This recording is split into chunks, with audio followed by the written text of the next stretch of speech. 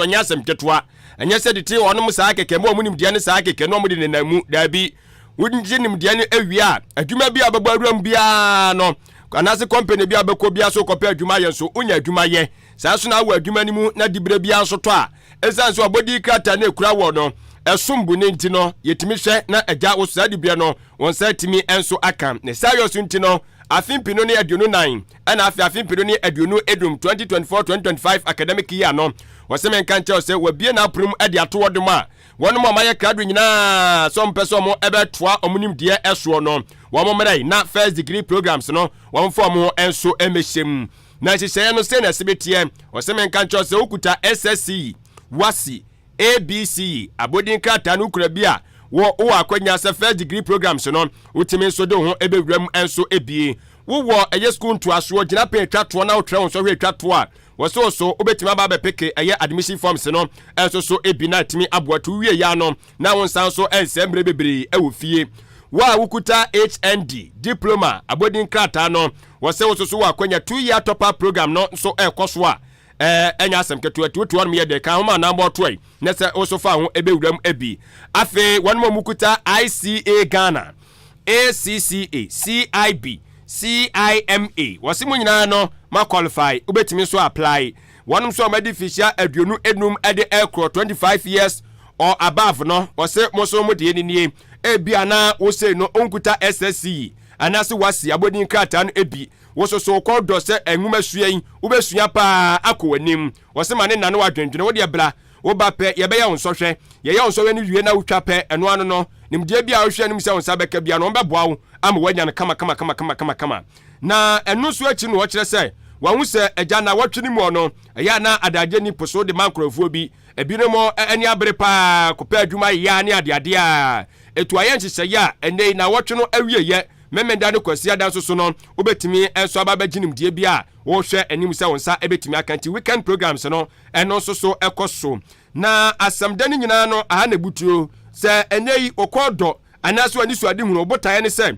wode abodin krata wo hwɛ anim sɛ wonsa bɛka no suapon a wo pɛsɛ ogya edifiri wonom enkyɛn eye Kwame Nkrumah University of Science and Technology eno ewa Santimentam Kia University no wose ene watwemfo amana afiri atonkwam esanse Akim State University College no wo mo ne Kia University na kwa montoma abankyira no a wo mo eboa ama nwumasuam apigya ewo kotokuma mu ha no mo eti so obi ko Kia University na oso ko Akim State University College a mu nyina mu hwie abodin krata ye tabridi ama mo no ensosoye ne nsakireye bia ennem na asamde wom de ma obi obekọ Akim State ni se wono wokọ no ma school fees eyefofole fofofo eda form affordable afesoso eno achi no wontua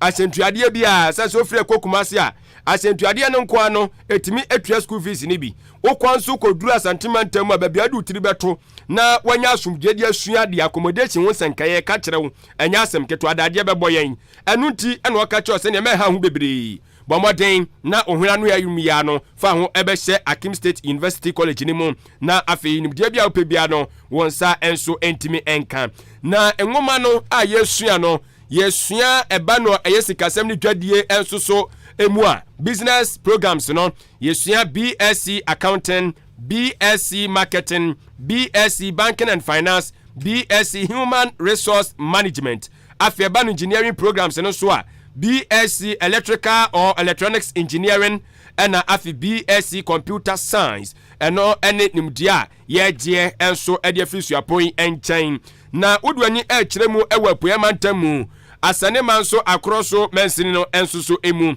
achem asane eho ena school yi enso so ebutu anase suapon abebo ne sesien unya tra asane amusiye ne pe na chese suapon na ne toaso no na bomadian na nkyeremu aka kyere nyina no wo ne mpanfo entwetwe nkomo na mum ansana no ma menka nkyero se forms no enye kyenkyena atwan se tuanamo ebra eye school no won campus wo ansana wonsa kabi utimi tofa abe Fontaine so na kokko pick your forms no enso ewo ho www.asuc.edu.gh ana www.asuc.edu.gh unya boso pe ebe bia ma wo enya bie ma wa ensebusa yebusa woni wa yi anu wie pe wo so anaso asamete de amampanfo nsa beka bra sefata mu no obeto onsa e de afro na afe no mato ankomobo no so e de afiri wono ye frɛ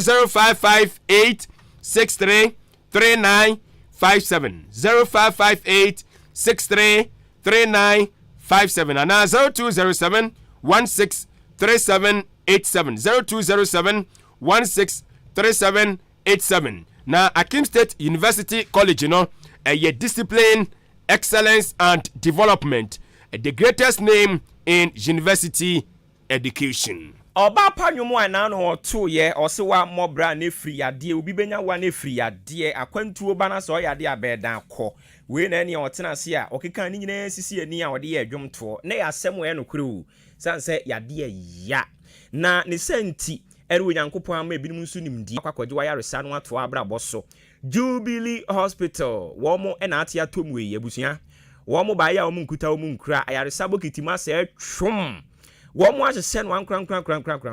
ye wogira ho de gya yaresa de ye wato ho no mo afei test yahodo ye be ni nyina de amount pharmacy nso wo ho no mo aduru bi a wo pɛ oduru ho a wo nsa betumi akan ye wo antenatal care eno ne ya penfo me pa cho fo ya funu a entenatena sesa ma doctor fo mani ni wati kopem bra Onyankopɔn be so ye wasumdue mu waso ye wasumdue mu awie no nso nea ye friend say postnatal care weyin ene a wo achi ayaresa no e wo so wotumi mu ani kɔ ho pa eno nso koso ho no theater to de den na e wo se yekoye wo pri han eno nso ye behwe ne atumi atu ho ana mo kama de ama wo awo kan wodofo bi o maame unua baabi wo mpene bi so ho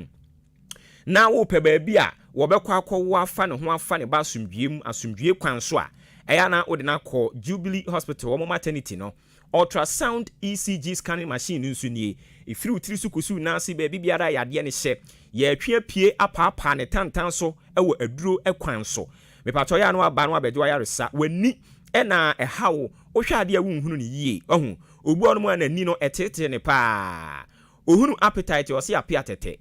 sister asem ya abafie mpacho ofo ani kirem ewo Jubilee Hospital se wo se ena no nso so etutu efemfem kaka ya ade aboso ogbu onu mu a green bi hye ase ohu wonso na pass mu nkomo yi wo be nipa no wo konachi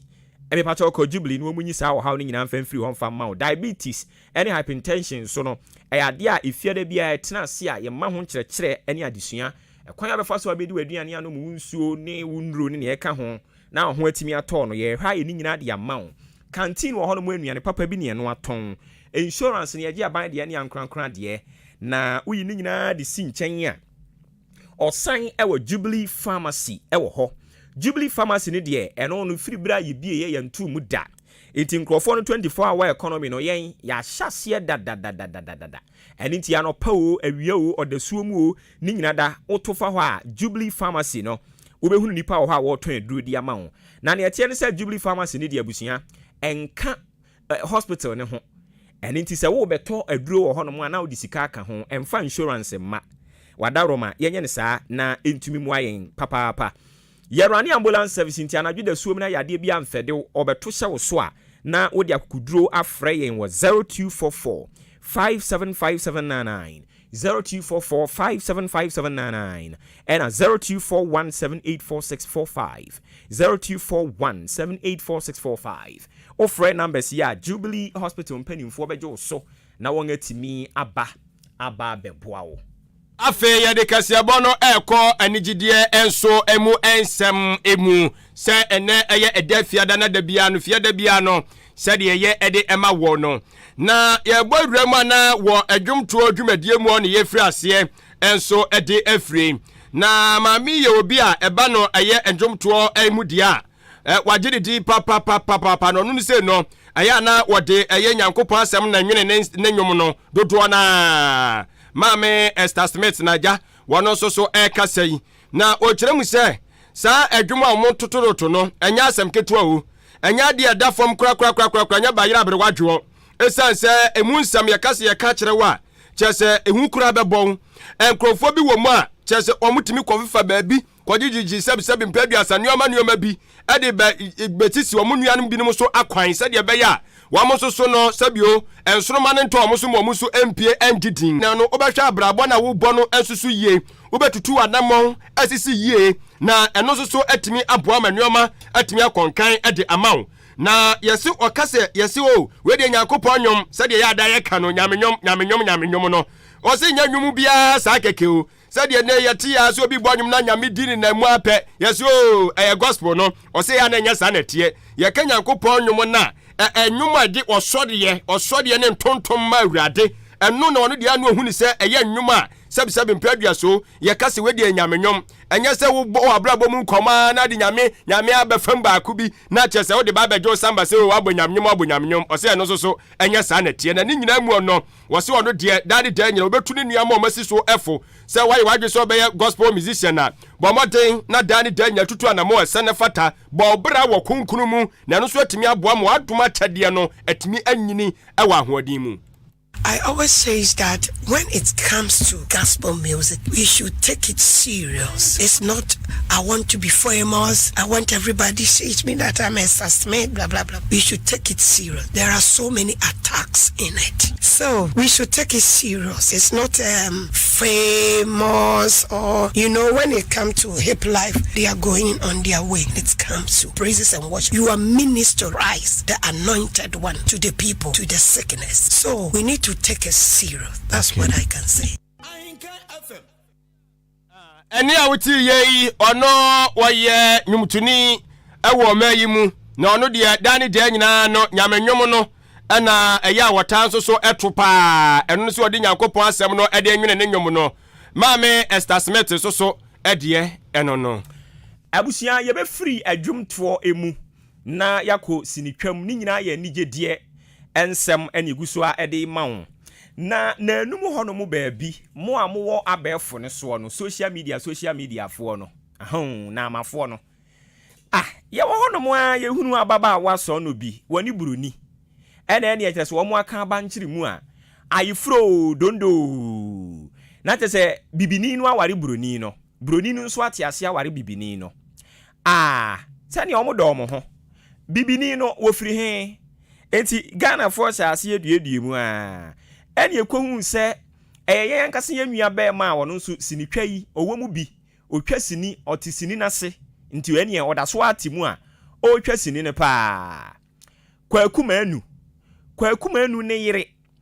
na kire se wone ne tie sesi ame no kase de omo ntibie mu agyaye wone ne wo memu miensa wo mu agya aware ababa we na ene woni wo buroni no aka bomu ayifro dondo na se woni kwaku gyaye no wanya buroni atese wo buroni no aye na ayifro den a enya asenketo ababa we edin a oje so ene na okanle na asami ba ye no nkrofo ne o ma chase ye we ho pa ebirim se na ade na ababa we wo yesa na woni kwaku ma anu gyaye na wakwakofa buroni nti ye ebimu kura kire se abrochire no aga no wono a okohu buroni one no awade no kwakuma anu na de ne kwa abrochire ho ode ne koduru abrochire ho no mo na ene oso opoku fa unku odware ane ho mpai wono waduru abrochire ho no wobebo ne bra nti kwakumu ne bra ene sa wade ne digu ye obi ade tini ba bia ena anu yehunu se wo ya ye fro den tene mankrofo nso hyase ka ho asem na onkrofo a wo mo ka ho asem no mu baako ene obo esiki seman se boy wono so de nanu ato sa asem kro ya mu wo kire se kwakuma anu yire na wone ne wo ho a wo mu agyae enei wakwakọ ware obroni fita se de oba no se opese woyi kwaku ahio so opese wo se na horoba so opese wo ye ne den yo osesa ababa awa no ne ho nhyɛ da nyɛ fɛsa akra ton won de wo ka de akire kwakuma anu se kwakuma anu wate se wono kwakuma anu na anu sei ono ankasa be kasa ya wo kyerɛ se nkyɛ wo be ware foforo osese wo se be ware foforo a wonya botre na won ware oba a wo wani onyam owachinyam kyese wo sisi fia ni bibia no wo se otumi nya bi na se wanware oba ne ho ofeche na okan le a se ne Ghana fo betwe na bo so asere no Ghana ha no ono ankasa kwaku no ebeje ne nsem enti ono oboy siki seman se boy no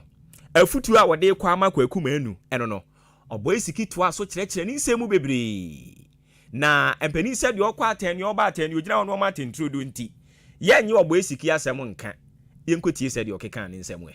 kumfa ge ofa so mfa de no ofa kire okale mo for ba okale mo ofa kire no because nana for kasa so kasa ni pa bia social media so aye ne de okasa ndo for ba no for ba ofa amanfo be ye no go for ba no ofa so mfa ni ye social media so na nkwasi ade na o ye no ne ge ne na je maka me sige sir kwa mo mfa one onfa two o ma ye fe tuntum ba kokko ba ono o mo ntira de na o mi onu de na dwe be ye no one ne ngo nye sa kro no mi edu nyina ngo oni ma mi nu ngo a ngo fe tuntum ba kokko ba no bi a ngo e ma de so odada bet you da bi oni o ye be ni ba sa odo na no mo nyum okura no mo nyum onti se ye onti bi so ba pe okoso ba pe kra ndi ba bi odi be fira kan kra ye di wanya ba mu wa o papa yo kasa yi wanyi ni ti su nyina afu dwom wanyi pa nti opani mpa afutu a wode kwa ma ne yamba kwakum anu eno no obo isiki afutuo yes part 1 and 2 no wanya nwuye o se wanya nwuyi mente wonka wo wanya nwuye usu onya nwuye asembe na woka ni sa asembe na meka ni sa chama ono na ka kire se 2020 nkwana 2022 ana 22 se 22 so 23 oso obewu oso onu obewu 20 sine birthday crocodile na musie ye ono ane kan se obewu oh yes ono ane kan ye wosine braso nti ni birthday crocodile celebrate no crocodile ni birthday ni wa musie yes wosine braso nyam na me bo na wuto ono ane kan se ne braso na se woko ani empacho oda so tiase nti ono na wote ne nka no ngofo bi se no echa mo che omo muzu omo vra wuo no na edin afutu a ono oluma ne de ma no no na futu odi ese o ga so odi akire di a wa hwa na wa no akwa akopa o boy sikwe ku nipa na se kwaku nso de ono akase na no mmo ozi kwaku anu mmo kwaku na akasa kura waka kwaku na akasa kan waka se na no mmo wo so na no mmo ne yiri social media da roma na bo ano eno di nya no se wono de se satam no onya ma me ye kwaku manu yes but nei de minye sure se odi ma na ana eno de sister de sisi awa hetere de omo ado omo beba na me kan but se oba no de no ba ho be kan to se wopel eni se wo so no oya science na se won tiase a hwerema na twetwe enwomba nti oba na wo hwe nkomo a wo di ne niam a wo ya na ka bibia akere so ahu ano sa de ne be boa no da nya sa pa de wo so ono ankasa se ahu oba na wo di agro sa kwaku obetima yo bia na ya agudie na no mo nwom sei ochi ame kura se na so ono isi ono wa wo sese force sei wo 3 oh 3 si ani ani ochi ame da kon atu achi se na no bo nwom kama si ono ni kwaku nse o se ono ni kwaku nse kwaku wiska chen no enti kwaku wiska chen no ochi ame ano bo nwom a omo wiska ndu bia omo chechero mu kakra o ono ono won hye dem pushi sha nse ya di se de ya pre hu ya de wura mu a o bo mo wiska no mo nkasa bebriu wono onya twi sika na enu eye dede ma no sika no a de yes ba wo se ne se wa wo pepera de utiri buboma ohun na nam sumu a esa na ma me kan se ne senti na nwa se okase na no mmonyum okay bi ono na kan je ana se ayi mu nyina kra wo guess yo ha mo ayi little little crowd get bi see ayi ajintuni ayi on friend say do okucha da bi do okucha shatadin on friend say bundle okay the bundle shatter bundle okay shatter bundle no so wo get ana wo yire kra so wo yire on kwado wo yire mum okay you know ade nya se bia wa na wo mpe se grand pio se gwa mu nyina wo bi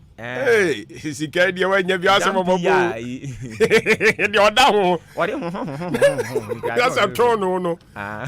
utimi tamade ananu ba ku bia me hwe ade bia wode ne nse suso mu se wa hye na no onipa o betim kra tena ne so kra amana amnenye wo fom ho rade yago sika ne ho den emma ni sika obi asema o kan ye wo se se sika enua ka dua bia si on na nkasu sika enko hwe oba bia be wale adwen so mo akoti bia be yes kom be wale no yi jani aja mema no wagu na no metesi na mu bi se ma na o mu di sika ne ye den sha kwashi we no mabusa ma na obi an che dan yima no na no metesi na afia pese o kirem so o mu di bi to week obeto nku obeto sa ma nioma yi bi eno a asa no wodi bi edinanum unu se enoma yi kura okay be ma bi oto ni nyina sa de man ne yere ono asa that mi ko obi timi ko ye shopping de bia ne yere and so still na no osaba bebusa sika asi mi hia sika wasa ya adwuma nso babe mi hia sika o obi say wo hia sika o de ye den na ne bu ye afu ana abusa me sa asi mi hia sika o bisa me de ye den na mi ni de yanka me bisa o hey ni woni mi wo de ya say woni sika kuro mu sim ko pe bi adio eti obo sika futu o de amakwa ku me no ya da na se wa ya ade panyini pa wa futu ni dia ya da wase adwenkyerɛ ne de aba bebree na campaign dɔɔso dodo asɛm bɛɛ kura ni ti aba bobodin no na na akua mo aboa ate de ne de aba abrekuma central no obutu agya ɔno so wa enjoy baba mahama ɔboase no ɔno so butuo komensa platu de ne de atum kama sama aba edina ɔno so de ne de aba kobi adutwum so de atum o ewa hadoma also monitored yada wase odoi enso de ne de aba crespo fufuo wono so de atum teacher constitution hwemo ase eno also de abai pedro wa medina ede ne de aba starboy de hene ya starboy ya na we do kyerese obutu ahafo mem airport ana kyerese wono so enjo Ahenkan na fema nya asem ketwa ya da se bebri eti no chama yakoi na chese si ohu ene ma yemfa seda ma kwadwo apawu kase bodam adwumefo wo ho nyina da sanso na Billy Man efia ha no mo ne ode ye call Facebook ni nia YouTube eye Ben Mauli ena fedio chinchin fidie ni su furu mabobo ne ahodo ni nyina ma woti bie eye ochiame da ko akenkanfo a yenso yebeje brebe kenkan kasebo ne de ma mo eyeme obuoba ofori amanfo meni nirebehi dehye adwen pa hene kofi mensa adwene papa na papa endi wanimu kan kasebo na si